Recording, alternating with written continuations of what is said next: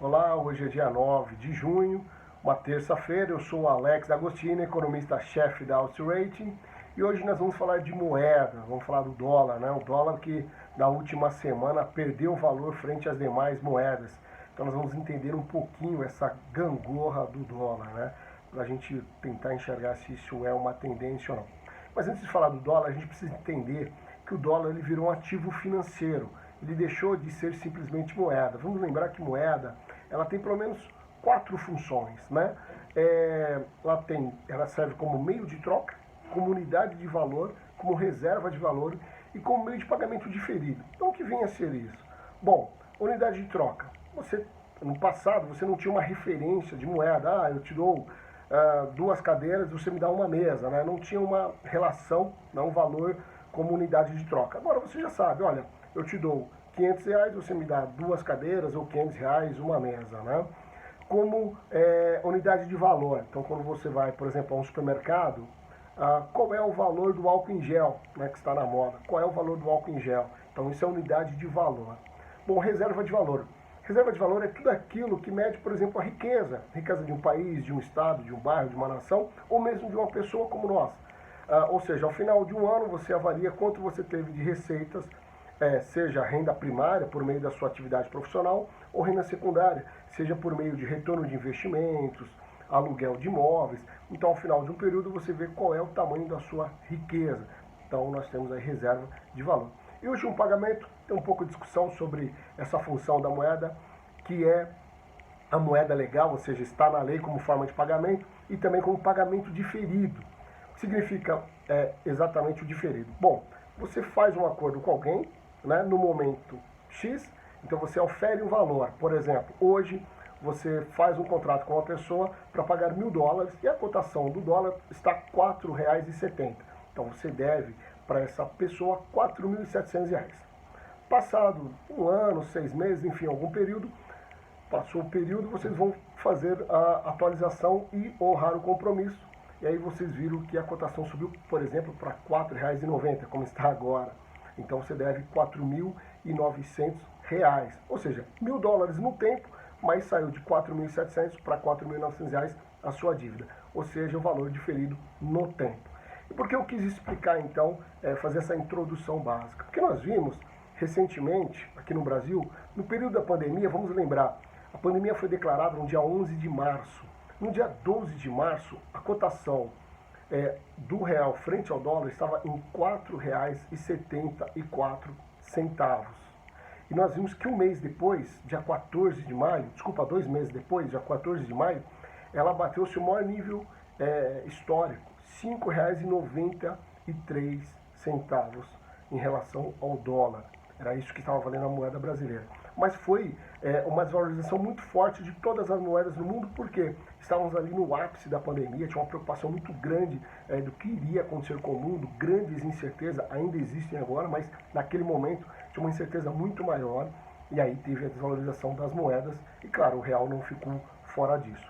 Porém, nos últimos 5 dias úteis, né, ou seja, desde semana passada, as moedas em relação ao dólar vêm se fortalecendo. Tanto é que o real já baixou de R$ 5 por dólar. Ontem, na segunda-feira, foi cotado a R$ 4,85. Hoje subiu um pouquinho, R$ 4,90 por dólar. E por que então tem essa gangorra, né, no dólar em relação à sua cotação em reais, ou em reais cotação em dólar? Por vários fatores. Primeiro, a moeda passou a ser um ativo financeiro. Então temos operações financeiras relacionadas a dólar. Não é só compra e venda de bens e serviços, né? Ou seja, produtos ou contratações, por exemplo, de seguros, transportes, na parte de serviços. Não. Ela passou a ser um ativo financeiro, ou seja, a negociação, a compra e venda de moeda como um instrumento financeiro, onde as pessoas ganham dinheiro operando em dólar. Claro, isso fica mais restrito aos investidores qualificados, institucionais. Pessoa física, quando opera em dólar, o risco de perder dinheiro é muito grande, então não é aconselhável, ok? Mas, continuando, o dólar passou a ser um ativo financeiro. Então, fica muito difícil de nós precificarmos o valor da moeda.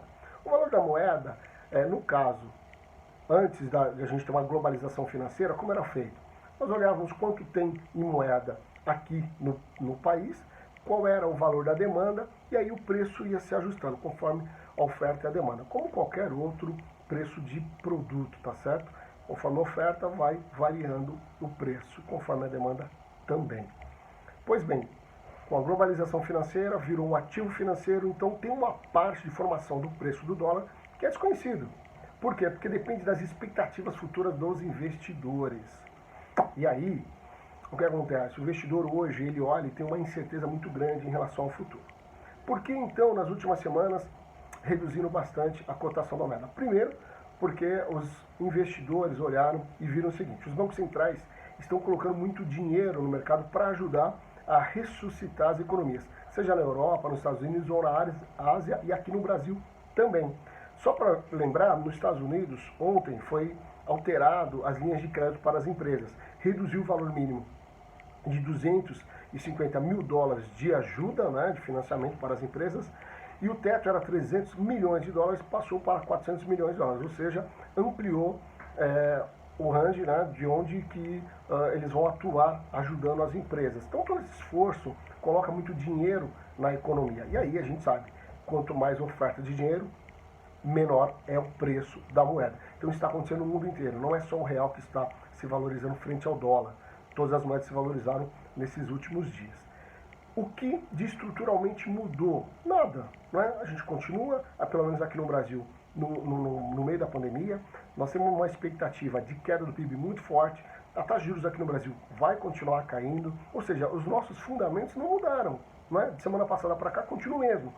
Mas existe esse componente em relação à expectativa futura que faz com que os mercados vão se ajustando em relação à moeda, até porque, como eu disse antes, ela virou um ativo financeiro, ela é negociável no mercado financeiro global. Então é difícil a gente precificar qual é o valor do dólar. E para onde que ele vai? É difícil dizer porque tem uma incerteza muito grande. Como eu disse, a gente não mudou nada de forma estrutural.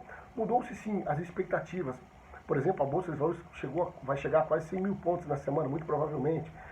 Mas para onde vai o dólar? É muito difícil da gente avaliar, como eu disse, porque depende muito das expectativas. Isso é uma mensuração subjetiva, né? É difícil a gente avaliar. Pois bem, se a gente olhasse só os fundamentos da economia brasileira, te garanto que o real deveria estar num nível muito mais valorizado do que está hoje. Por quê? O Brasil tem reservas internacionais líquidas muito maior do que o seu passivo. Ou seja, o Brasil tem condições de honrar seus compromissos em moeda estrangeira de forma tranquila. Então, nós temos muito mais oferta do que demanda da moeda. Né? Então, esse nível que está em 4,90 poderia estar muito mais abaixo. Porém, nós temos transações, né, de recursos, entrada e saída muito rápida de moeda no Brasil.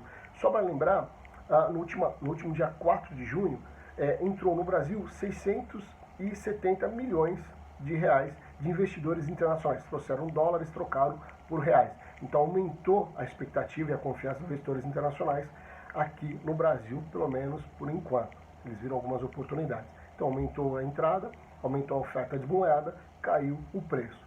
Mas vale lembrar que no acumulado do ano já saíram do país 74 bilhões de dólares de investidores estrangeiros. Ou seja, nada de estrutural mudou para o dólar continuar caindo. Então, olhando todos os fatores, a tendência é que haja uma desvalorização do real frente ao dólar. Isso vai acontecer? É difícil de se prever, porque, como eu disse, ele se tornou um ativo financeiro, e ativo financeiro tem um componente na formação do preço muito subjetivo, que são as expectativas do mercado. E ainda que, em algum momento, as expectativas estejam muito mais para o lado otimista, ou seja, elas vão fortalecer o real frente ao dólar, quando alguma divulgação de um indicador, como foi hoje, por exemplo, a geração de emprego nos Estados Unidos, que ficou abaixo das expectativas, né?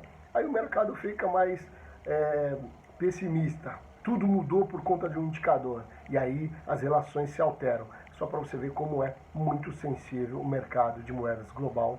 E tem muita gente que opera, claro, para tentar ter um retorno nesse momento em que as taxas de juros estão em níveis historicamente baixos e em alguns países até taxa de juros negativa. É isso. Espero que tenha gostado. Até mais. Um abraço.